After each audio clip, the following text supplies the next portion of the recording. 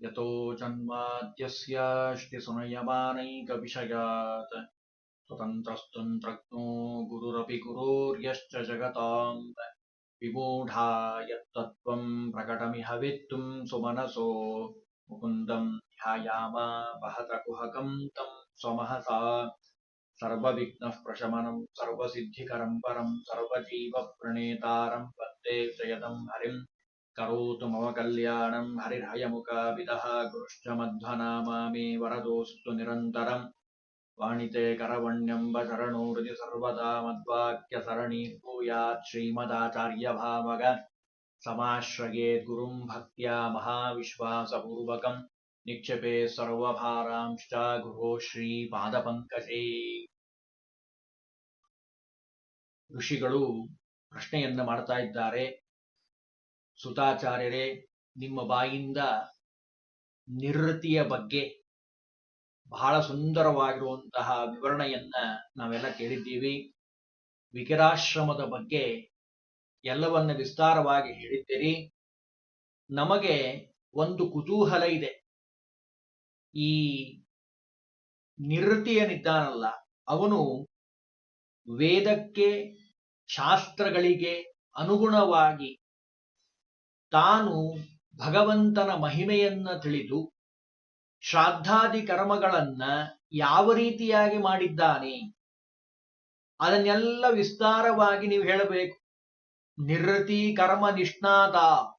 ನೋಡ್ರಿ, ಕರ್ಮ ಮಾಡೋದಷ್ಟೇ ಮುಖ್ಯ ಅಲ್ಲ, ನಿಷ್ಠೆಯಿಂದ ಶ್ರದ್ಧೆಯಿಂದ ಮಾಡಬೇಕು. ಆ ರೀತಿಯಾಗಿ ಮಾಡಿದ್ದಾನೆ ನಿವೃತ್ತಿ. ಅಂತಹ ನಿವೃತ್ತಿ ಮಾಡಿರುವಂತಹ ಶ್ರಾದ್ದಾದಿ ವಿಧಿಭೂತಾನಿ ನಮ್ಮನ್ಸಿಗೆ ಬಂದ ಹಾಗೆ ಮಾಡೋದಲ್ಲ. ಶ್ರಾದ್ದದ ವಿಧಿ ಇದೆ, ಈ ರೀತಿಯಾಗಿ ಮಾಡಬೇಕು ಅಂತ. ಆ ರೀತಿಯಾಗಿ ಮಾಡಿರುವಂತಹ ಒಂದು ಶ್ರಾದ್ದದ ವಿಧಗಳು, ಶ್ರಾದ್ದವನ್ನು ಎಲ್ಲೆಲ್ಲಿ ಮಾಡಿದ್ದಾನೆ, ಯಾವ್ಯಾವ ಪ್ರದೇಶದಲ್ಲಿ, ತತ್ರ ಸಂಶಯೋ ಜಾತಃ, ನಮಗೇನೂ ಸಂಶಯ ಉಳಿಯದಂತೆ ನಮ್ಮ ಎಲ್ಲಾ ಪ್ರಶ್ನೆಗಳಿಗೂ ನೀವು ಉತ್ತರವನ್ನ ಕೊಡಬೇಕು. ಕಾರಣ ವೇದವ್ಯಾಸ ದೇವರಿಂದ ನೀವು ಜ್ಞಾನವನ್ನ ಪಡೆದಂಥವರು. ಅದಕ್ಕೆ ದಯವಿಟ್ಟು ಸವ್ಯಾಸ ಮುಚ್ಚತಾಂ ಏನ ಪ್ರವೃತ್ತಿರ್ ನಿರ್ಭಯ ಭವೇ. ವೇದವ್ಯಾಸ ದೇವರಿಂದ ಪಡೆದಂತಹ ಜ್ಞಾನವನ್ನ ನಮಗೆ ನೀವು ವಿಸ್ತಾರವಾಗಿ ತಿಳಿಸಬೇಕು ಅಂತ ಹೇಳಿ ಸುತಾಚಾರ್ಯರನ್ನ ಋಷಿಗಳೆಲ್ಲ ಶೌನಕಾದಿಗಳು ಪ್ರಶ್ನೆಯನ್ನು ಮಾಡಿದ್ದಾರೆ. ಆಗ್ಲಪ್ಪ ಹೇಳ್ತೀನಿ ಕೇಳಿ. ಭೋ ತಪೋಧನ ಸರ್ವೇ. ಹೇ ತಪೋಧನರೇ, ನಮಗೆಲ್ಲ ಹಣವೇ ಧನ, ಅವರಿಗೆ ತಪಸ್ಸೇ ಧನ, ಜ್ಞಾನಿಗಳಿಗೆ. ಅಂತಹ ತಪೋಧನರಾಗಿರುವಂತಹ ಹೇ ಋಷಿಗಳೇ, ನಿಮಗೆ ಹೇಳ್ತೀನಿ ಕೇಳಿ. ಶೇಷದೇವರು ಅಲ್ಲಿ ಹೇಳ್ತಾ ಇದ್ದಾರೆ. ಅಂದ್ರೆ ಸಂಕರ್ಷಣ ರೂಪಿ ಭಗವಂತ ಹೇಳ್ತಾ ಇದ್ದಾನೆ. ವಿಸ್ತಾರವಾಗಿ ಹೇಳ್ತಾರೆ. ಶೇಷರೂಪದಿಂದ ಸಂಕರ್ಷಣ ರೂಪಿ ಭಗವಂತ. ನೋಡಪ್ಪ, ಒಂದು ಮಾತು ಹೇಳ್ತೀನಿ ಕೇಳಿ. ಪ್ರಾರಂಭದಲ್ಲೇ ಒಂದೆರಡು ಶ್ಲೋಕವನ್ನು ಹೇಳ್ತಾರೆ. ಶೃಣದ್ವಂ ಬ್ರಹ್ಮ ತನಯ. ಸನಕಾದಿಗಳಿಗೆ ಉಪದೇಶ ಮಾಡ್ತಾ ಇದ್ದಾರೆ ಸಂಕರ್ಷಣ ರೂಪಿ ಭಗವಂತ. ಶೃಣದ್ವಂ ಬ್ರಹ್ಮ ತನಯಾಹ ಶ್ರಾದ್ದಾನಾಂ ವಿಸ್ತೃತಂ ವಿಧಿಂ ಏನ ಚೀರ್ಣೇನ ಪಿತ್ರಾದ್ಯಾಹ ಕರ್ತॄಣಾಂ ಸರ್ವಕಾಮದಃ. ಶ್ರಾದ್ದ ಅಂತ ಅಂತಾರಲ್ಲ, ಹಂಗಂದ್ರೇನು? ಬಹಳ ಜನಕ್ಕೊಂದು ಪ್ರಶ್ನೆ ಇದೆ. ಬಹಳ ಜನ ಏನನ್ಕೊಂಡಿದ್ದಾರೆ, ಪಿಂಡವನ್ನ ಕಟ್ಟಿ ಎಳ್ಳು ನೀರು ಬಿಟ್ಟರೆ ಶ್ರಾದ್ದ ಆಗ್ಬಿಡ್ತದೆ. ಅದು ಒಂದು ಭಾಗ ಅಷ್ಟೇ. ಮತ್ ಶ್ರಾದ್ದ ಅಂದ್ರೇನು? ಭಗವಂತ ನೋಡಿ ಎಷ್ಟು ಸುಂದರವಾಗಿ ಹೇಳ್ತಾನೆ.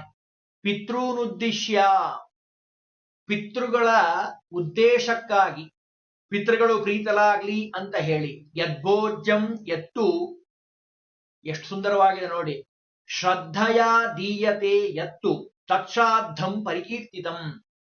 ಬ್ರಾಹ್ಮಣರಿಗೆ ಜ್ಞಾನಿಗಳಿಗೆ ಕೊಡುವಂತಹದ್ದೇನಿದೆ ಅಲ್ಲ, ಶ್ರದ್ಧೆಯಿಂದ ಕೊಡಬೇಕು, ಪ್ರೀತಿಯಿಂದ ಕೊಡಬೇಕು, ಜ್ಞಾನಪೂರ್ವಕವಾಗಿ ಕೊಡಬೇಕು. ಅದಕ್ಕೆ ಶ್ರಾದ್ದ ಅಂತ ಕರೀತಾರೆ.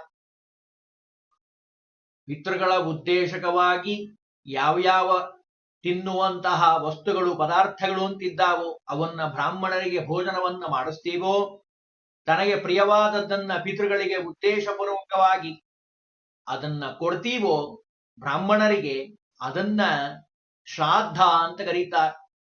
ಅದರಲ್ಲೂ ವಸ್ತ್ರ, ತಂಬಿಗೆ, ಲೋಟ ಅಂದ್ರೆ ಥಾಲಿ, ತುಳಸಿ ಮಾಲೆ, ಪವಿತ್ರದ ಉಂಗುರ, ದೀಪ, ಹಲಗಾರ್ತಿ, ದಕ್ಷಿಣೆ, ಬೀಸಣಿಕೆ, ಪಾದರಕ್ಷೆಗಳು, ಛತ್ರಿ, ಊರುಗೋಲು, ಸುವರ್ಣ, ಭೂಮಿ, ಆಕಳು, ಮನೆ, ಹಾಲು, ಮೊಸರು, ಜೇನುತುಪ್ಪ, ಸಕ್ಕರೆ, ಉದಕುಂಭ, ಇನ್ನೂ ಬಹಳ ಇದೆ. ಒಂದೆರಡು ಸ್ಯಾಂಪಲ್ ಹೇಳಿದ್ರು ಉದಾಹರಣೆಗೆ ಈ ರೀತಿಯಾಗಿ ಅಂತ. ಇವೆಲ್ಲವನ್ನು ನಾವು ಕೊಡ್ತಾ ಇದ್ದೀವಿ ಬ್ರಾಹ್ಮಣರಿಗೆ ಪಿತೃಗಳ ಉದ್ದೇಶಕವಾಗಿ. ಹಾಗಾಗೆ ಸಂಬೋಧನೆ ಮಾಡಿ, ಚತುರ್ಥಿ ವಿಭಕ್ತಿಯಿಂದ ಹೇಳ್ತಾ ಇದ್ದಾರೆ, ಸಂಬೋಧನೆ ಮಾಡಿ ಪಿತೃಗಳನ್ನ ಆಹ್ವಾನ ಮಾಡಿ ಆ ಶ್ರದ್ಧೆಯಿಂದ ಕೊಡೋದೇನಿದೆ ಅಲ್ಲ, ಅದಕ್ಕೆ ಇವೆಲ್ಲವಕ್ಕೂ ಶ್ರಾದ್ದ ಅಂತ ಕರೀತಾರೆ.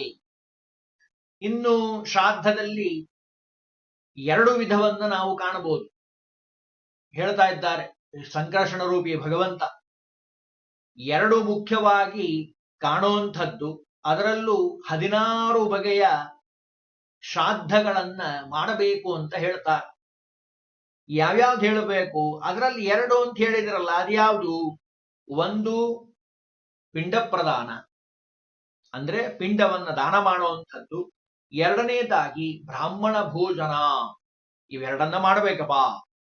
ಅವನ್ನು ಸ್ವಲ್ಪ ವಿಸ್ತಾರವಾಗಿ ಹೇಳೋದಾದ್ರೆ, ಕೆಲವು ನಿತ್ಯ ಅಂದ್ರೆ ಕಾಲಶ್ರಾದ್ದದಂತೆ ಮಾಡುವಂಥದ್ದು. ಕಾಲಶ್ರಾದ್ದ ಅಂದ್ರೆ ಯಾವಾಗ ಅವರು ಮೃತರಾಗಿರ್ತಾರೋ ಆ ಸಮಯದಲ್ಲಿ, ಆ ತಿಥಿಯಲ್ಲಿ ಮಾಡುವಂಥದ್ದು ಕಾಲಶ್ರಾದ್ದ.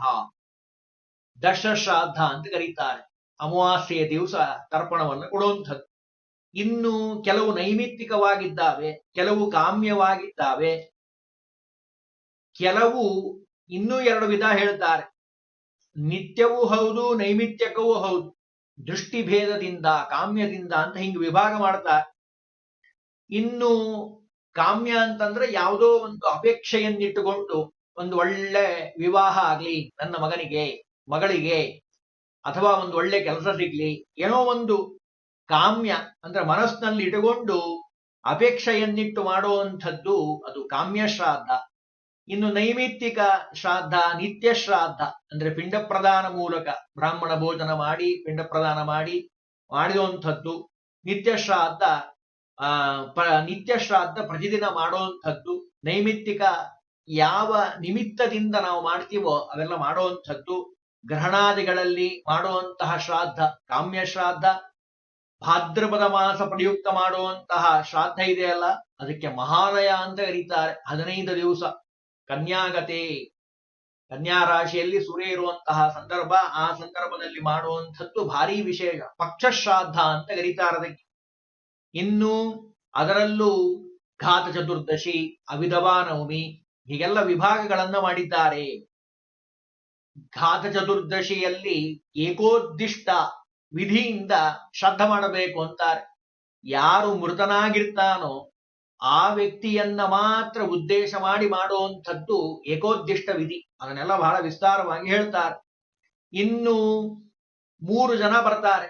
ಪಿತೃ, ಪಿತಾಮಹ, ಪ್ರಪಿತಾಮಹ.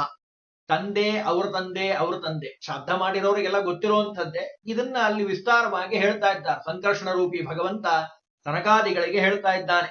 ಇವರಿಗೋಸ್ಕರವಾಗಿ ಮಾಡುವಂತಹದ್ದೇನಿದೆ ಅಲ್ಲ, ಪಾರ್ವಣ ವಿಧಾನದಿಂದ, ಪಾರ್ವಣ ಶ್ರಾದ್ದ ಅಂತ ಕರೀತಾರೆ. ಅಮಾವಾಸ್ಯೆ ದಿನ, ಮೃತವಾದ ತಿಥಿ ಆ ದಿನ, ತೀರ್ಥಕ್ಷೇತ್ರಗಳಲ್ಲಿ ಹೋಗಿರುವಂತಹ ಸಂದರ್ಭ, ಕಡ್ಡಾಯವಾಗಿ ಶ್ರಾದ್ದಾದಿ ಕರ್ಮಗಳನ್ನು ಮಾಡಬೇಕಪ್ಪ. ಇನ್ನು ವೃದ್ಧಿ ಶ್ರಾದ್ದ ಅಂತ ಇದೆ. ಅದು ಸಾಮಾನ್ಯವಾಗಿ ಮಹಾಲಯ ಶ್ರಾದ್ದ ಹಾಗೆ ಅದು ವೃದ್ಧಿ ಶ್ರಾದ್ದ ಅಂತ ಕರೀತಾರೆ. ವಿವಾಹ, ಉಪನಯನಾದಿಗಳ ಕರ್ಮಗಳಲ್ಲಿ ಅದನ್ನು ಮಾಡ್ತಾರೆ. ನಾಂದಿ ಶ್ರಾದ್ದ ಅಂತನೂ ಅದನ್ನು ಕರೀತಾರೆ. ಇನ್ನು ತೀರ್ಥಗಳಿದ್ರೆ ಆ ಜಾಗಕ್ಕೆ ಹತ್ತಿರದಲ್ಲಿ ಯಾವುದೋ ತೀರ್ಥ ಇದೆ, ಕ್ಷೇತ್ರ ಇದೆ. ಕಾಶಿ ಇದೆ, ಹರಿದ್ವಾರ ಇದೆ, ಬದರಿ ಕ್ಷೇತ್ರ ಇದೆ, ಗಯಾ ಇದೆ, ಅನೇಕ ಕೊಲ್ಲಾಪುರ, ಬೇಕಾದಷ್ಟು ಕ್ಷೇತ್ರಗಳಿದ್ದಾವೆ. ಆ ಕ್ಷೇತ್ರಗಳಲ್ಲಿ ಸಂದರ್ಭದಲ್ಲಿ ಹೋದಾಗ ವಿಶೇಷವಾಗಿ ತೀರ್ಥಗಳಿದ್ರೆ ಗಂಗಾ ನದಿ, ಯಮುನಾ ನದಿ, ಸರಸ್ವತಿ, ಬೇಕಾದಷ್ಟು ನದಿಗಳಿದ್ದಾವೆ, ಕೃಷ್ಣ, ತುಂಗಭದ್ರ, ಈ ನದಿಗಳು ಇರುವಂತಹ ಸಂದರ್ಭ ಅಲ್ಲಿ ಶ್ರಾದ್ದಾದಿ ಕರ್ಮಗಳನ್ನು ಮಾಡಬೇಕು. ಸಾಲಿಗ್ರಾಮ, ಚಕ್ರಾಂಕಿತ ಅದರ ಸಾಮೀಪ್ಯದಲ್ಲಿ ಶ್ರಾದ್ದ ಮಾಡುವಂಥದ್ದು ಭಾರಿ ವಿಶೇಷ. ತುಳಸಿ ವನದ ಹತ್ತಿರ ಶ್ರಾದ್ದ ಮಾಡಬೇಕು. ಅಕ್ಷಯ ಫಲಪ್ರದ, ಅದು ಭಾರಿ ವಿಶೇಷ. ಯಾಕೆ ಭಗವಂತನಿಗೆ ಬಹಳ ಪ್ರೀತಿಕರವಾದದ್ದು ತುಳಸಿ. ಆ ತುಳಸಿ ಹತ್ತಿರ ಶ್ರಾದ್ದ ಮಾಡಬೇಕು. ಅಷ್ಟೇ ಅಲ್ಲ, ತುಳಸಿ ವನ ಎಲ್ಲಿರ್ತದೋ ಅಲ್ಲಿ ಹೋಗಿ ಶ್ರಾದ್ದ ಮಾಡಬೇಕಂತ, ಭಾರಿ ವಿಶೇಷವಾದ ಫಲ ಅಂತ ಹೇಳ್ತಾರೆ. ಇನ್ನು ತೀರ್ಥಕ್ಷೇತ್ರ, ಆಶ್ರಮ, ಪರ್ವತಗಳ ಸಾಮೀಪ್ಯದಲ್ಲಿ ಶ್ರಾದ್ದಾದಿ ಕರ್ಮಗಳನ್ನ ಮಾಡೋದು ಭಾರಿ ವಿಶೇಷ ಅಂತಾರೆ. ಇನ್ನು ಆಲಸ್ಯವನ್ನ ತೊರೆದು ತಮ್ಮ ಮನೆಗಳಲ್ಲಿ ಶ್ರಾದ್ದ ಮಾಡೋದು ಭಾರಿ ವಿಶೇಷವಾದ ಫಲ ಅಂತ ಹೇಳ್ತಾರೆ. ಅದರಲ್ಲೂ ಶ್ರಾದ್ದಗಳಿಗೆ ಆಹ್ವಾನ ಮಾಡಬೇಕಾದ್ರೆ ಸಾಮಾನ್ಯವಾಗಿ ಒಳ್ಳೆಯ ಶ್ರದ್ಧೆಯಿಂದ ಆ ಬ್ರಾಹ್ಮಣರನ್ನ ಕರಿಬೇಕು. ಆಗಚ್ಚತ ವಿಶ್ವೇ ದೇವ ಆಗಚ್ಚತ ಋಷಯ, ಜ್ಞಾನಿಗಳೇ ಬರ್ರಿ, ಬಂದು ನಮ್ಮ ಆತಿಥ್ಯವನ್ನ ಸ್ವೀಕಾರ ಮಾಡಿ ಅಂತ ಹೇಳಿ ಭಕ್ತಿಯಿಂದ ಪ್ರಾರ್ಥನೆ ಮಾಡಬೇಕು. ಅದರಲ್ಲೂ ಶ್ರಾದ್ದಕ್ಕೆ ಕರೆಯುವಂತಹ ಯಾರೇ ಆಗಿರಬಹುದು, ಅವರು ನಿತ್ಯ ಸದಾಚಾರದಿಂದ ಕೂಡಿರೋನಾಗಿರಬೇಕು. ಸದಾಚಾರ ಇಲ್ಲದೆ ಇರೋಂಥವ್ರನ್ನ ಶ್ರಾದ್ದಕ್ಕೆ ಊಟ ಕರಿಬಾರ್ದು, ಆಚರಣೆ ಮಾಡೋನಾಗಿರಬೇಕು. ಅಷ್ಟೇ ಅಲ್ಲ, ಒಂದು ವಿಶೇಷ ಗುಣ ಹೇಳ್ತಾರೆ, ತಂದೆ ತಾಯಿ ಇರೋನಾಗಿರ್ಬೇಕಂತ. ಅದು ಭಾರಿ ವಿಶೇಷ. ಶ್ರಾದ್ದಕ್ಕೆ ಊಟ ಕರಿಬೇಕಾದ್ರೆ ಅವನಿಗೆ ತಂದೆ ತಾಯಿ ಇರಬೇಕು, ಬರುವಂತಹ ಬ್ರಾಹ್ಮಣನಿಗೆ. ಅದು ಭಾರಿ ವಿಶೇಷ ಅಂತಾರೆ. ಇನ್ನು ಶಾಂತನಾಗಿರಬೇಕು, ಪತ್ನಿ ಸಹಿತನಾಗಿರಬೇಕು, ಅಂದ್ರೆ ವಿವಾಹ ಆಗಿರಬೇಕು, ಅಂಗವೈಕಲ್ಯ ಇರಬಾರದು, ಆಮೇಲೆ ರೋಗಿಯಾಗಿರಬಾರದು. ಅಂದ್ರೆ ನೋಡಿ, ಇಂಥವರನ್ನ ಶ್ರಾದ್ದಕ್ಕೆ ಕರಿಬೇಕು ಅಂತ. ಅದರಲ್ಲೂ ಬ್ರಾಹ್ಮಣನ 6 ಕರ್ತವ್ಯಗಳು: ಯಜನ, ಯಾಜನ ಅಂದ್ರೆ ಹೋಮ ಮಾಡೋದು, ಮಾಡಿಸೋದು; ಅಧ್ಯಯನ, ಅಧ್ಯಾಪನ ತಾನು ಅಧ್ಯಯನವನ್ನು ಓದೋದು, ಗ್ರಂಥಗಳ ಪಾಠ ಪ್ರವಚನವನ್ನು ಮಾಡುವಂಥದ್ದು ಮತ್ತೆ ಹೇಳ್ಕೊಡುವಂಥದ್ದು; ದಾನ, ಪ್ರತಿಗ್ರಹ ದಾನ ಸ್ವೀಕಾರ ಮಾಡೋದು, ಪ್ರತಿಗ್ರಹ ತೆಗೆದುಕೊಳ್ಳೋದು, ದಾನ ಕೊಡೋದು, ಎರಡನ್ನೂ ಮಾಡೋನಾಗಿರಬೇಕು. ಯುಕ್ತ ವಯಸ್ಸಿನವನಾಗಿರಬೇಕು, ಬಹಳ ವೃದ್ಧನಾಗಿರಬಾರದು. ಶ್ರಾದ್ದಕ್ಕೆ ಊಟಕ್ಕೆ ಕರೀದ್ರೆ ಅವನು ಚೆನ್ನಾಗಿ ಊಟ ಮಾಡೋ ಹಾಗಿರಬೇಕು. ಅಂದ್ರೆ ನೀವು ಮಾಡಿರುವಂತಹ ಪದಾರ್ಥಗಳೇನ್ ಮಾಡಿರ್ತೀರಲ್ಲ, ಅದನ್ನು ತಿನ್ನುವಂತಹ ಶಕ್ತಿ ಅವನಲ್ಲಿ ಇರಬೇಕು. ಪೂರ್ಣ ವಯಸ್ಸಾದವರನ್ನು ಕರೆದ್ರೆ ಏನು ಪ್ರಯೋಜನ ಇಲ್ಲ ಅಂತಾರೆ. ಅಷ್ಟು ವೃದ್ಧನಾಗಿರೋರು ಇರಬಾರದು, ಹುಡುಗನಾಗಿರುವಂಥವ್ರು ಆಗಿರಬೇಕು ಅಂತಾರೆ. ಮಾತ್ಸರ್ಯಾದಿ ದೋಷರಹಿತನಾಗಿರಬೇಕು. ಇವೆಲ್ಲ ಗುಣಗಳಿರುವಂಥವರು ಶ್ರಾದ್ದಕ್ಕೆ ಯೋಗ್ಯರಾಗಿರೋರು ಅಂತ ಸನಕಾದಿಗಳಿಗೆ ಭಗವಂತ ಉಪದೇಶ ಮಾಡ್ತಾ ಇದ್ದಾನೆ. ಇವೆಲ್ಲ ದೇವಸ್ಥಾನ, ಪಿತೃಸ್ಥಾನ ಅಂತ 2 ಸ್ಥಾನ ಮಾಡಿದ್ದಾರೆ. ಪಿತೃಗಳಿಗೆ ವಿಶೇಷವಾಗಿ ಯಾರು ದೌಹಿತ್ರ, ಮಗಳ ಮಗ ಅಂತ ಕರೀತಾರಲ್ಲ, ಅವರನ್ನ ಕರಿಬೇಕು. ಅವರಿಲ್ಲ ಅಂದ್ರೆ ಅಕ್ಕಂಗಿಯರ ಮಕ್ಕಳು, ಅಥವಾ ಅಳಿಯ, ಭಾವಮೈದನ, ಸೋದರ ಮಾವ, ಹೀಗೆ ಕ್ರಮ ಪ್ರಕಾರವಾಗಿ ಒಬ್ಬೊಬ್ಬೊಬ್ಬೊಬ್ಬರೇ ಯಾರ್ಯಾರು ಯೋಗ್ಯವಾಗಿದ್ದಾರೋ ಅವರನ್ನು ಆರಿಸ್ತಾ ಬರಬೇಕು. ಯಾರೂ ಸಿಕ್ಕಿಲ್ಲ ಅಂದ್ರೆ ಒಬ್ಬ ಜ್ಞಾನಿಗಳನ್ನ ಕರೆದು ಅವರಿಗೆ ಭೋಜನವನ್ನ ಮಾಡಿಸಬೇಕು ಅಂತಾರೆ. ಅದರಲ್ಲೂ ಶ್ರಾದ್ದ ಭೋಜನಕ್ಕೆ ಕಡ್ಡಾಯವಾಗಿ ಬರಲೇಬೇಕಾದಂಥವ್ರು ಯಾರು ಅಂತ ಕೇಳಿದ್ರೆ ಸಪಿಂಡರು ಅಂತ ಒಂದು ಶಬ್ದ ಬಳಸಿದ್ದಾರೆ. ಶ್ಲೋಕದಲ್ಲೆಲ್ಲ ಭಾರಿ ವಿಸ್ತಾರವಾಗಿ ಹೇಳ್ತಾರೆ. 7 ತಲೆ ಅಥವಾ 3 ತಲೆ ಪರ್ಯಂತ 10 ದಿನ 10 ದಿವಸ ಯಾರು ಸೂತಕವನ್ನ ಆಚರಣೆ ಮಾಡಿರ್ತಾರೋ ಅವರೆಲ್ಲರೂ ಶ್ರಾದ್ದ ಭೋಜನಕ್ಕೆ ಕಡ್ಡಾಯವಾಗಿ ಅರ್ಹರಾಗಿರುವಂಥವರಪ್ಪ. ಅದರಲ್ಲೂ ತಂದೆ ಮಕ್ಕಳು, ಅಂದ್ರೆ ಸಾಮಾನ್ಯವಾಗಿ ಎಷ್ಟೆಲ್ಲ ಹೇಳಿದ್ದಾರೆ ಅಂದ್ರೆ, ಸುಳ್ಳು ಹೇಳೋಂಥವ್ರು, ಚಾಡಿ ಹೇಳೋಂಥವ್ರು, ಆಮೇಲೆ ಧರ್ಮವನ್ನ ಬಿಟ್ಟಂಥವ್ರು, ಇವರನ್ನ ಸರ್ವತಾ ಶ್ರಾದ್ದಕ್ಕೆ ಕರಿಬಾರದು. ಶ್ರಾದ್ದ ಕರ್ತೃ, ಇದ್ರ ಜೊತೆಗೆ ಶ್ರಾದ್ದ ಕರ್ತೃ ಮತ್ತು ಶ್ರಾದ್ದ ಭೋಕ್ತೃ ಮಾಡಬೇಕಾದ ಕೆಲವು ನಿಯಮಗಳನ್ನು ಹೇಳ್ತೀನಿ ಕೇಳು ಅಂತಾರೆ ಸಂಕರ್ಷಣ ರೂಪಿ ಭಗವಂತ ಆ ಸನಕಾದಿಗಳಿಗೆ. ಶ್ರಾದ್ದದ ಕರ್ತೃವಾಗಲಿ ಶ್ರಾದ್ದದ ಭೋಕ್ತೃವಾಗಲಿ ಸಾಮಾನ್ಯವಾಗಿ ಶ್ರಾದ್ದದ ದಿನ ರಾತ್ರಿ ಊಟ ಮಾಡಬಾರ್ದು. ಯಾಕೆ? ಸಾಮಾನ್ಯವಾಗಿ ಶ್ರಾದ್ದ ಮಾಡುವ ಸಂದರ್ಭದಲ್ಲಿ ಹಿಂದಿನ ದಿವಸ ಶ್ರಾದ್ದ ಕರ್ತೃ ಏನಿದ್ದಾನಲ್ಲ, ಅವನ ಹಿಂದಿನ ದಿವಸ ಯಾವತ್ತ ಅವನು ಶ್ರಾದ್ದ ಮಾಡ್ತಾನೋ ಅವನ ಆ ಹಿಂದಿನ ದಿವಸ ಸಾಯಂಕಾಲದ ಸಮಯ ಪಿತೃದೇವತೆಗಳು ಬಂದು ಸನ್ನಿಧಾನವನ್ನಿಟ್ಟಿರ್ತಾರೆ. ಹಾಗಾಗಿ ಅವನು ಹಿಂದಿನ ದಿವಸ ರಾತ್ರಿ ಊಟವನ್ನು ಮಾಡಬಾರದು. ಶ್ರಾದ್ದ ಮಾಡಿದ ದಿವಸನೂ ಸಹಿತ ರಾತ್ರಿ ಭೋಜನ ನಿಷಿದ್ಧವಾಗಿರುವಂಥದ್ದು ಅಂತ ಹೇಳ್ತಾರೆ. ಆದಷ್ಟು ಭೂಮಿಯ ಮೇಲೆ ಅಂದ್ರೆ ನೆಲದ ಮೇಲೆ ಮಲಗೋದನ್ನ ಅಭ್ಯಾಸ ಮಾಡಬೇಕು. ಅವೆಲ್ಲ ಶ್ರಾದ್ದದ ನಿಯಮಗಳನ್ನ ಹೇಳ್ತಾರೆ. ಆಮೇಲೆ ತನ್ನ ಶಕ್ತ್ಯಾನುಸಾರವಾಗಿ ಬ್ರಾಹ್ಮಣರು ಬಂದಿರ್ತಾರಲ್ಲ ಅವರಿಗೆ ದಕ್ಷಿಣೆಯನ್ನ ಕೊಡಬೇಕು. ಶ್ರಾದ್ದದಲ್ಲಿ ದೇವಸ್ಥಾನದಲ್ಲಿ 2, ಪಿತೃಸ್ಥಾನದಲ್ಲಿ 3 ಜನ ಬ್ರಾಹ್ಮಣರನ್ನ ಅಥವಾ 2 ಜಾಗಕ್ಕೆ ಒಬ್ಬೊಬ್ಬರನ್ನಾರಾದ್ರೂ ಕೂಡಿಸಿ ಆ ಭೋಜನವನ್ನ ಮಾಡಿಸಬೇಕು ಅಂತಾರೆ. 13 ಜನ ವಿಶ್ವೇ ದೇವತೆಗಳಿರೋದ್ರಿಂದ 13 ಜನ ಒಳ್ಳೆಯ ಜ್ಞಾನಿಗಳನ್ನ ಬ್ರಾಹ್ಮಣರನ್ನ ಕರೆದು ಭೋಜನವನ್ನ ಮಾಡಿಸಬೇಕಪ್ಪ. ಎಷ್ಟ್ ಜನಕ್ಕೆ ಕರಿಬೇಕ್ರಿ ಊಟಕ್ಕೆ ಅಂತ ಯಾರಾದರೂ ಕೇಳಿದ್ರೆ ಅದಕ್ಕೊಂದು ಭಗವಂತ ಹೇಳ್ತಾನೆ ಉತ್ತರವನ್ನ, ಶ್ರಾದ್ದವನ್ನ ವಿಸ್ತಾರ ಮಾಡಬೇಡ್ರಿ. ಜಾಸ್ತಿ ಜನ ಸೇರಿದಷ್ಟು ಏನಾಗತ್ತೆ, ಲೌಕಿಕವಾದ ಹರಟೆ ಮಾತು ಈ ವಿಷಯಕ್ಕೆ ಪರಿವಸಾನ ಆಗುವಂಥದ್ದು. ಹಾಗಾಗಿ ಜಾಸ್ತಿ ವಿಸ್ತಾರವನ್ನ ಮಾಡೋ ಅವಶ್ಯಕತೆ ಇಲ್ಲ. ಶ್ರಾದ್ದ ಮಾಡೋ ಸಂದರ್ಭದಲ್ಲಿ ದೇಶ, ಕಾಲ, ಪಾತ್ರ ಇವು 3 ಬಹಳ ಮುಖ್ಯವಾಗಿರುವಂಥದ್ದು.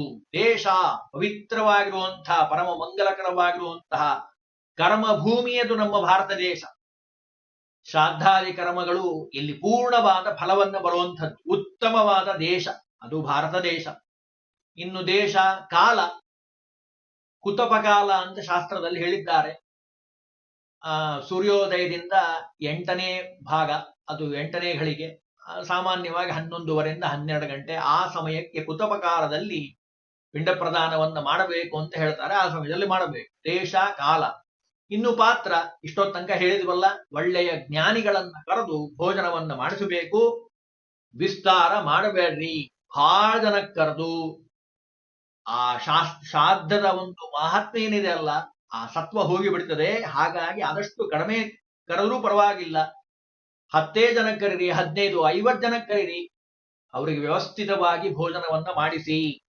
ಶ್ರಾದ್ದದ ಕರ್ಮ ವಿಸ್ತಾರವಾಗಬಾರದು ಅಂತ ಭಗವಂತ ಒಂದು ಮಾತನ್ನ ಹೇಳ್ದ. ಇದಾದ ಮೇಲೆ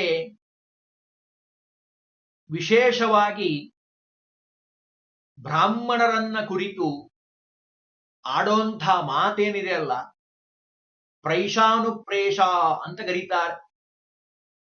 ಬ್ರಾಹ್ಮಣರನ್ನ ಕುರಿತು ಆಡುವಂತಹ ಮಾತು. ಅನುಪ್ರೈಷ ಅಂದ್ರೆ ಅವರು ಅದಕ್ಕೆ ಉತ್ತರ ಕೊಡುವಂಥದ್ದು. ಅಡಿಗೆ ಹೇಗಾಗಿದೆ ಅಂತ ನಾವು ಕೇಳಿದ್ರೆ ಅವ್ರು ಚೆನ್ನಾಗಾಗಿದೆ ಅಥವಾ ಚೆನ್ನಾಗಿಲ್ಲ ಅಥವಾ ಏನೋ ಉತ್ತರ ಹೇಳ್ತಾರೆ. ಆ ರೀತಿಯಾಗಿ ಹೇಳುವಂಥದ್ದೇನಿದೆ ಅಲ್ಲ, ಆ ರೀತಿಯಾಗಿ ಶ್ರಾದ್ದವನ್ನು ಮಾಡಬೇಕಂತ. ಏನೋ ಪಾಮರ, ನಾನು ಮಾಡಿದ್ದೇನೆ, ನಾ ಮಾಡಿರೋದನ್ನ ನೀವು ಸ್ವೀಕಾರ ಮಾಡಿ ಅನುಗ್ರಹ ಮಾಡಿ ಅನ್ನುವಂಥ ವಿನಯ ಭಾವ ನಮ್ಮಲ್ಲಿ ಇರಬೇಕು. ಶ್ರಾದ್ದದ ದಿನ ಹಲ್ಲನ್ನ ಉಜ್ಜುವಂಥದ್ದು, ಮೈಗೆಲ್ಲ ಎಣ್ಣೆ ಹಚ್ಚಿ ಅಭ್ಯಂಗ ಸ್ನಾನ ಮಾಡುವಂಥದ್ದು, ಔಷಧಿ ಸೇವನೆ ಮಾಡುವಂಥದ್ದು, ಇನ್ನೊಬ್ಬರ ಮನೆಯ ಅನ್ನವನ್ನ ಸ್ವೀಕಾರ ಮಾಡುವಂಥದ್ದು, ಇವ್ಯಾವನ್ನೂ ಮಾಡಬಾರದು. ರಾತ್ರಿ ಭೋಜನ ಸರ್ವದಾ ನಿಷಿದ್ಧವಾಗಿರುವಂಥದ್ದು. ವಿಶೇಷವಾಗಿ ಭಗವಂತನ ಸ್ಮರಣೆಯನ್ನ ಮಾಡುವಂಥದ್ದು, ಹಗಲು ನಿದ್ರೆ ಮಾಡದೇ ಇರುವಂಥದ್ದು, ಬಹಳ ದೂರ ನಡೆಯದೇ ಇರುವಂಥದ್ದು, ಕೋಪ ಮಾಡಿಕೊಳ್ಳದೆ ಇರುವಂಥದ್ದು. ಶ್ರಾದ್ದ ಅಕ್ರೋಧನೈಹಿ ಮಂತ್ರದಲ್ಲೂ ಬರ್ತದೆ. ಸಿಟ್ಟು ಮಾಡಿಕೊಳ್ಳಬಾರದು. ಶ್ರಾದ್ದ ಮಾಡೋ ಸಮಯದಲ್ಲಿ ಶ್ರದ್ಧೆಯಿಂದ ಸಮಾಧಾನದಿಂದ ಶ್ರಾದ್ದವನ್ನ ಮಾಡಬೇಕು. ದಾನ ಸ್ವೀಕಾರ ಮಾಡಿರುವಂತಹ ವ್ಯಕ್ತಿ ಗಾಯತ್ರಿ ಜಪವನ್ನ ಮಾಡಬೇಕು. ಬಹಳ ಮುಖ್ಯವಾಗಿ ಹೇಳ್ತಾರೆ. ಸಂಧ್ಯಾ ವಂದನೆ, ಗಾಯತ್ರಿ ಜಪ, ಭಗವಂತನ ಅರ್ಚನೆ, ಶಾಸ್ತ್ರಗಳ ಅಧ್ಯಯನ, ಮಂತ್ರಗಳ ಪಾರಾಯಣ, ಇದು ಶ್ರಾದ್ದಕ್ಕೆ ಊಟಕ್ಕೆ ಹೋಗಿರುವಂತಹ ಬ್ರಾಹ್ಮಣ ಕಡ್ಡಾಯವಾಗಿ ಮಾಡಬೇಕು. ಹಾಗಾಗಿ ಇವೆಲ್ಲವನ್ನ ನಿಯಮದಿಂದ ಮಾಡಬೇಕಪ್ಪ. ಇನ್ನು ಸುತಾಚಾರ್ಯರು ಸ್ವಲ್ಪ ವಿಸ್ತಾರ ಮಾಡಿ ಹೇಳ್ತಾರೆ. ಈ ಏಕೋದ್ದಿಷ್ಟ ವಿಧಿ ಅಂತ ನಾವೇನು ಹೇಳಿದ್ವಲ್ಲ, ಅಂದ್ರೆ ಒಂದೇ ಪಿತೃವನ್ನ ಉದ್ದೇಶಿಸಿ ಮಾಡುವಂತಹ ಶ್ರಾದ್ದ ಇದೆ ಅಲ್ಲ, ಅದಾಗಿರಬಹುದು, ಅಥವಾ ಚತುರ್ದಶಿ, ಘಾತ ಚತುರ್ದಶಿ ದಿವಸ ಆಗಿರಬಹುದು, ಅವಿಧವಾ ನವಮಿ ಆಗಿರಬಹುದು. ಅವರವರಿಗೆ ಮೀಸಲಾಗಿ ಇಟ್ಟಿದ್ದಾರೆ. ಅಂದ್ರೆ ಬೇರೆಯವರು ಅವತ್ತು ಮಾಡ್ಲಿಕ್ಕೆ ಬರೋದಿಲ್ಲ. ಅದನ್ನು ಹೇಳ್ತಾರೆ ಬಹಳ ಸುಂದರವಾಗಿ.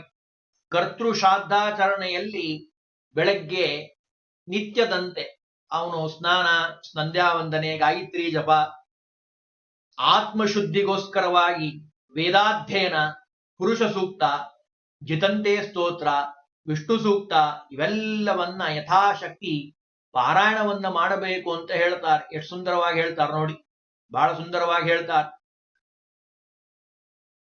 ಜಯಂಚ ಸೂಕ್ತ ಪಾಠಂಚ ಅಂತ ಹೇಳಿ ಪೌರುಷಂ ಪಂಚರಾತ್ತಂಚ ವೈಷ್ಣವಂ ವಾಮನೀಯಕಂ, ಪಂಚರಾತ್ರದಲ್ಲಿ ಬರುವಂತಹ ಜಿತಂತೆ ಸ್ತೋತ್ರ ಅಂತ ಇದೆ.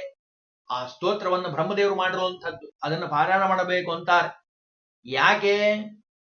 ದೈವಂ ಶುದ್ಧಿ ನಿಮಿತ್ತಂಚ, ನಮ್ಮ ಶುದ್ಧಿ ಆಗಬೇಕು. ಕರ್ಮ ಮಾಡಬೇಕಾದ್ರೆ, ಶ್ರಾದ್ದ ಮಾಡಬೇಕಾದ್ರೆ ಇವನಿಗೆ ಶುದ್ಧತೆ ಬರಬೇಕು. ಆ ಶುದ್ಧತೆಗೋಸ್ಕರವಾಗಿ ಮನಸ್ಸು ಶುದ್ಧ ಆಗಬೇಕು. ಬ್ರಹ್ಮದೇವರು ನಮ್ಮ ಪರವಾಗಿ ಅನೇಕ ಮಾತುಗಳನ್ನ ಆ ಸ್ತೋತ್ರದಲ್ಲೇ ಹೇಳಿದ್ದಾರೆ. ಜಿತಂತೆ ಸ್ತೋತ್ರ ಅಷ್ಟು ಕಡ್ಡಾಯವಾಗಿ 2 ಶ್ಲೋಕ 10 ಶ್ಲೋಕ ಆದ್ರೂ ಕಡ್ಡಾಯವಾಗಿ ಹೇಳಲೇಬೇಕು. ದೇವರ ಪೂಜಾ ಮಾಡೋ ಸಂದರ್ಭದಲ್ಲಿ ನಾವು ಹೇಳುವಂತಹ ಅನೇಕ ಶ್ಲೋಕಗಳು ನಿತ್ಯದಲ್ಲಿ ನಾವು ಹೇಳ್ತೀವಿ, ಆದ್ರೆ ನಮಗೆ ಗೊತ್ತಿಲ್ಲ ಇಲ್ಲಿಂದನೇ ಬಂದಿರುವಂಥದ್ದು ಅಂತ. ಪಾಪೋಹಂ ಪಾಪಕರ್ಮಾಹಂ ನಾವು ಶ್ಲೋಕ ಹೇಳ್ತೀವಲ್ಲ, ಅದು ಜಿತಂತೆ ಸ್ತೋತ್ರದಲ್ಲೇ ಬಂದಿರುವಂಥದ್ದು. ನ ಜಾನೇ ಯತ್ಕಿಂಚಿನ್ ನಾಪಿ ಲೌಕಿಕ ವೈದಿಕೆ ನ ನಿಷೇಧಿ ವಿಧಿ ವಿಷ್ಣು ತವ ದಾಸ್ಯೋಸ್ಮಿ ಕೇವಲಂ. ನನಗೆ ವಿಧಿ ನಿಷೇಧ ಗೊತ್ತಿಲ್ಲ, ಧರ್ಮ ಕರ್ಮ ಅಂತೂ ನಾವು ಮಾಡೋದೇ ಇಲ್ಲ. ಇದು ಬ್ರಹ್ಮದೇವರಲ್ಲ, ನಮಗೋಸ್ಕರ ಹೇಳಿರುವಂಥದ್ದು ಬ್ರಹ್ಮದೇವರು. ಆದರೂ ಅಪರಾಧ ಸಹಸ್ರಾಣಿ, ಇದೇ ಈ ಶ್ಲೋಕನು ಅಲ್ಲಿಂದನೇ ಬಂದಿರುವಂಥದ್ದು. ಅಪರಾಧ ಸಹಸ್ರಾಣಿ ಕ್ರಿಯಂತೆ ಹರ್ನಿಶಮ್ಮಯ. ಹಗಲು ರಾತ್ರಿ ನಾನು ತಪ್ಪು ಮಾಡ್ತಾ ಇರ್ತೀನಿ, ಆದರೂ ಭಗವಂತ ಕ್ಷಮಸ್ವ ಪುರುಷೋತ್ತಮ. ಈ ಸ್ತೋತ್ರವನ್ನ ಹೇಳೋದು ಅತ್ಯಂತ ಕಡ್ಡಾಯ. ಇದಾದ ಮೇಲೆ ಅಂದ್ರೆ ಶುದ್ಧಿಗೋಸ್ಕರವಾಗಿ ಪಾರಾಯಣ ಮಾಡಬೇಕು ಅಂತಾರೆ. ಇದ್ರ ಜೊತೆಗೆ ತಾನ ಅಸಮರ್ಥನಾಗಿದ್ದ, ಮಾಡ್ಲಿಕ್ಕೆ ಆಗೋದಿಲ್ಲ ಅಂತ ಅಂದ್ರೆ ಒಬ್ಬ ಆಚಾರ್ಯರನ್ನು ಕರೆದು ಅದನ್ನು ಮಾಡಿಸಬೇಕು ಅಂತಲೂ ಹೇಳ್ತಾರೆ. ಶ್ರಾದ್ದದ ವಿಧಿವಿಧಾನಗಳಲ್ಲಿ ಹೇಳಿರುವಂತೆ ಎಲ್ಲ ಪದಾರ್ಥಗಳನ್ನು ತಂದಿಟ್ಕೊಳ್ಬೇಕು. ಅದ್ರ ಬಗ್ಗೆ 1-2 ಮಾತು ಹೇಳ್ತಾರೆ, ಬಹಳ ಸುಂದರವಾಗಿರುವಂತಹ ಮಾತು. ಪಿತೃಶ್ರಾದ್ದಕ್ಕೆ ದರ್ಭೆಗಳು ಅತ್ಯಂತ ಅವಶ್ಯಕ, ಕಡ್ಡಾಯವಾಗಿ ಬೇಕೇ ಬೇಕು. ಪವಿತ್ರವನ್ನ ಹಾಕೊಂಡೇ ಶ್ರಾದ್ದ ಮಾಡಬೇಕು, ಎಲ್ಲರಿಗೂ ಗೊತ್ತಿರುವಂಥದ್ದೇ. ಅದ್ರ ಬಗ್ಗೆ ಹೇಳ್ತಾರೆ. ಇದಾದ ಮೇಲೆ ಗೋಧಿ ಅಥವಾ ಜವೆ ಗೋಧಿ, ಹೆಸರು, ನವಣೆ, ಹಿಪ್ಪಲಿ, ಆಮೇಲೆ ಉದ್ದು, ಇವೆಲ್ಲ ಅದಕ್ಕೆ ಉದ್ದಿನ ಬೇಳೆಯಿಂದ ಮಾಡಿರುವಂಥದ್ದೇ ವಡೆ. ಆ ಉದ್ದಿನ ಪದಾರ್ಥ, ಉದ್ದಿನ ಹಿಟ್ಟು ಮಾಡ್ತಾರೆ, ಹೆಸರು ಬೇಳೆ, ಕೋಸಂಬರಿ ಮಾಡ್ತಾರೆ. ಇವೆಲ್ಲ ಶ್ರಾದ್ದಕ್ಕೆ ಕಡ್ಡಾಯವಾಗಿ ಬೇಕಾಗಿರುವಂಥದ್ದು. ಇನ್ನು ಯಾವ ತಗೊಂಬರಬಾರ್ದು ಹಾಗಿದ್ರೆ ಮೊದಲನೇದ್ ಹೇಳ್ತಾರೆ, ಕಡಲೆ, ತೊಗರಿಬೇಳೆ, ರಾಜಸರ್ಪಶ ಇವು ಸರ್ವತಾ ನಿಷಿದ್ಧವಾಗಿರುವಂಥದ್ದು. ಕಡಲೆ ಬೇಳೆಯಿಂದ ಶ್ರಾದ್ದದಲ್ಲಿ ಯಾವ ಪದಾರ್ಥವನ್ನು ಮಾಡಬಾರದು, ತೊಗರಿಬೇಳೆ ಖಂಡಿತವಾಗಿ ಮಾಡಬಾರದು. ಇನ್ನು ಹಿಪ್ಪಲಿ, ಹೆರಳೆ ಹಣ್ಣು, ಏಲಕ್ಕಿ, ಗುಗ್ಗುಲ, ಕರ್ಪೂರ, ಮೆಣಸು, ಜೀರಿಗೆ, ಲವಂಗ ಇವೆಲ್ಲ ಉತ್ತಮ ಸಂಸ್ಕಾರ ಉಳ್ಳಂಥದ್ದು, ಅವಶ್ಯವಾಗಿ ಬೇಕು ಅಂತ ಹೇಳ್ತಾರೆ. ಮೊಸರು, ಮಜ್ಜಿಗೆ, ಗೋವಿನ ಹಾಲು ಇವೆಲ್ಲ, ಬೆಲ್ಲ ಭಾರಿ ವಿಶೇಷವಾದ ಫಲವನ್ನು ಕೊಡ್ತಾ ಇದೆ. ಅದರಲ್ಲೂ ಸುವರ್ಣಗಡ್ಡೆ, ಹಾಗಲಕಾಯಿ, ಆಮೇಲೆ ನಿಂಬೆಹಣ್ಣು, ಹಸಿ ಶುಂಠಿ ಇವೆಲ್ಲ ಪಿತೃಕಾರ್ಯಕ್ಕೆ ಬೇಕಾಗಿರುವಂತಹ ಪದಾರ್ಥಗಳು, ತರಕಾರಿಗಳು. ಅವನ್ನೆಲ್ಲ ಹಾಕಿ ಮಾಡಬೇಕು ಅಂತಾರೆ. ಕುಂಬಳಕಾಯಿ, ಬದನೆಕಾಯಿ, ಪಾಲಕ್ ಸೊಪ್ಪು, ತೊಂಡೆಕಾಯಿ, ಇವೆಲ್ಲ ನುಗ್ಗೆಕಾಯಿ ಇವೆಲ್ಲ ಶ್ರಾದ್ದಕ್ಕೆ ನಿಷಿದ್ಧವಾಗಿರುವಂಥದ್ದು. ಯಾವುದೇ ಸಂದರ್ಭದಲ್ಲೂ ಇವನ್ನ ಕುಂಬಳಕಾಯಿ ತಂದು ಮತ್ತೆ ಮಾಡ್ಲಿಕ್ಕೆ ಹೋಗ್ಬಾರ್ದು. ಶ್ರಾದ್ದದಲ್ಲಿ ಏನ್ ಹೇಳಿದ್ದಾರೋ ಅವನ್ನ ಅಷ್ಟು ಮಾಡಬೇಕು. ಶಾಸ್ತ್ರ ಅದನ್ನೆಲ್ಲ ಭಗವಂತ ಹೇಳ್ತಾ ಇದ್ದಾನೆ. ಇದಾದ ಮೇಲೆ ಅಂದ್ರೆ ಶ್ರಾದ್ದ ಮಾಡೋ ಸಂದರ್ಭದಲ್ಲಿ ಯಾವ ಪದಾರ್ಥವನ್ನ ಸ್ವೀಕಾರ ಮಾಡಬೇಕು, ಯಾವುದನ್ನ ಮಾಡಬಾರದು ಅಂತ ತಿಳಿದು ಮಾಡಬೇಕು ಅಂತಾನೆ ಭಗವಂತ. ಅಂದ್ರೆ ಅದಕ್ಕೂ ಆ ಫಲ ಇದೆ. ಇನ್ನು ಗೋಘೃತ, ತುಪ್ಪ ಅಂದ್ರೆ ಆಕಳ ತುಪ್ಪ ಆಗಿರಬಹುದು, ಹಾಲಾಗಿರಬಹುದು, ಅವೆಲ್ಲ ಅತ್ಯಂತ ಅವಶ್ಯಕವಾಗಿರುವಂಥದ್ದು. ಅದರಲ್ಲೂ ಖಡ್ಗಮೃಗ ಅಂತ ಇದೆ, ಅದರ ಚರ್ಮದಿಂದ ಮಾಡಿರುವಂತಹ ಚೀಲ, ಮಧ್ಯಾಹ್ನ ಕಾಲ, ನೇಪಾಳದ ಕಂಬಳಿ, ಅಂದ್ರೆ ಧಾಬಳಿ ಅಂತ.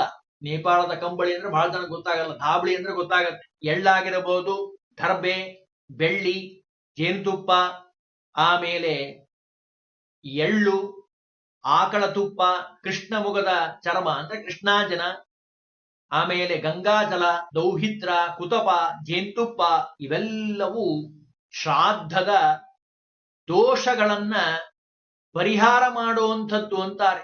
ಎಷ್ಟು ಸುಂದರವಾಗಿ ಹೇಳ್ತಾರೆ ನೋಡಿ. ಅಂದ್ರೆ ನಾವು ಮಾಡುವಂತಹ ಕರ್ಮಗಳು ಅಂತ ಏನಿದ್ದಾವಲ್ಲ, ಅವೆಲ್ಲವೂ ಖಡ್ಗಪಾತ್ರಂಚ ಮಧ್ಯಾಹ್ನಂ ನೈಪಾಲಃ ಕಂಬಲಸ್ತದ ತಿಲಾಗರ್ಭಸ್ತದ ರೌಪ್ಯಂ ಛಾಗಃ ಸರ್ಪಿಶ್ಚ ಕಾಪಿಲಂ ಕೃಷ್ಣಾಂಜನಂ ಕಾನ್ಯಶ್ಚ ಹರಿರ್ನಿರ್ಮಾಲ್ಯ ಚರ್ಜಿತಂ ಕುತಪ ಇತಿ ವಿಖ್ಯಾತಃ ಕುತ್ಸಿತ ಧ್ವಂಸಕಾರಿಣಃ. ಕುತಪ ಅಂದ್ರೆ ಏನು? ಕುತ್ಸಿತವಾದ ಪಾಪ, ಅದನ್ನ ಧ್ವಂಸ ಮಾಡುವಂತಹ ಶಕ್ತಿ ಇವಕ್ಕಿದೆ. ಹಾಗಾಗಿ ಅವೆಲ್ಲ ಪದಾರ್ಥಗಳನ್ನ ತಂದು ಶ್ರಾದ್ದಾದಿ ಕರ್ಮಗಳನ್ನ ಮಾಡಬೇಕಪ್ಪ ಅಂತ ಹೇಳ್ತಾರೆ. ಇನ್ನೂ ಸುಮಾರು ವಿಷಯಗಳಿದೆ ಇದರ ಬಗ್ಗೆ ಸಂಬಂಧಪಟ್ಟ ಹಾಗೆ, ಅದನ್ನ ನಾಳೆ ದಿವಸ ನೋಡ್ಲಿಕ್ಕೆ ಪ್ರಯತ್ನವನ್ನು ಮಾಡೋಣ.